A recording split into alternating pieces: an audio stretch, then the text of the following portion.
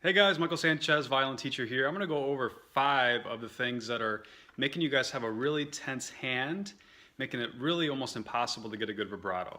So let me go over these 5 things with you first. The first one is your way that you're holding the violin is making it really hard for you to get a good vibrato. Number 2, the way that you're spacing your fingers is making it challenging for vibrato.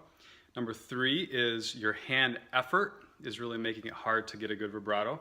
Number 4 is your actual contact with the strings is making it hard to get a good vibrato. And then number 5, the way that you're pivoting as far as rocking your fingers is making it challenging as well. So let me go over these things in detail with you guys. So the first one I mentioned is violin hold. If you guys are holding your violin in properly, a lot of students hold the violin more here instead of here. We really have to have this hand very free to be able to shift, ultimately to be able to do the vibrato.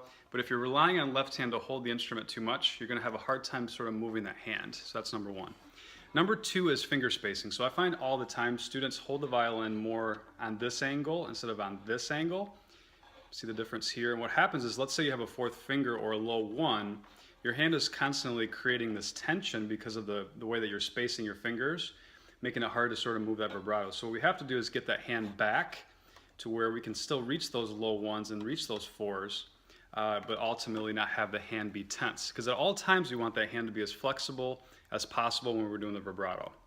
Number 3, hand effort. So a lot of you guys are just putting your fingers down way too hard when you're playing the violin. You really want to hit that note, but you're not actually placing it lightly.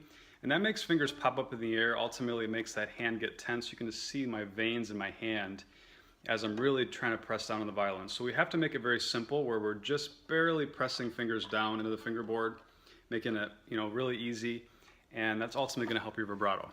Number 4, finger contact. So a lot of you guys are not using the skin right before the nail. That's the hardest part of the skin that allows you to not have to press down as hard to still achieve the proper contact. If you're using more of the meat of the finger when you're doing vibrato, then you have to actually press down harder to get the proper contact. So try to aim right before the nail on every single note that you play. It's hardest to do on the 4th finger, but that really is going to help your vibrato. Number 5 is finger pivoting. I find students all the time slide fingers to do vibrato. They do all these wacky things.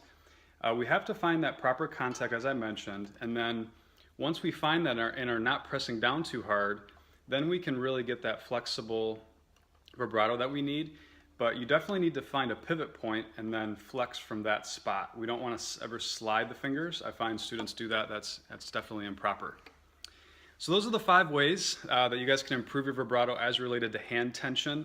So many students think it's just total effort and just kind of forcing vibrato, and it really isn't. It's all about having a flexible hand, making things simple to where we can find all those notes, but always have the hand as loose as possible. So right here, this part of the hand needs to be very loose.